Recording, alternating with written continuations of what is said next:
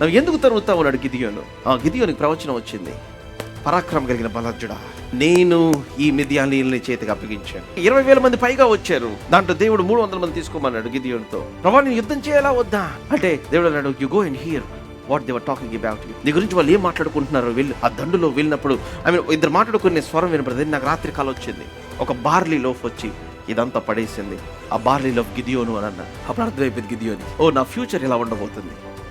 నేను వెళ్ళేటప్పుడు నాకు దారిలో వీళ్ళు నాకు ఆహారం ఇవ్వకపోయినా దేవుడు నాకు ద్వారా నా ప్రజలను ఇశ్రాయేలుకి విజయం ఇస్తాడని ఆయన చెప్పేశాడు. ఆయన నా శత్రువుల యొక్క చెవులు నా గురించి భయమును పెట్టేశాడు. సో నేను అలసిపోయినా నేను తరుగుతూ ఉంటాను. నేను అలసిపోయినా నేను ప్రార్థన చేస్తూనే ఉంటాను.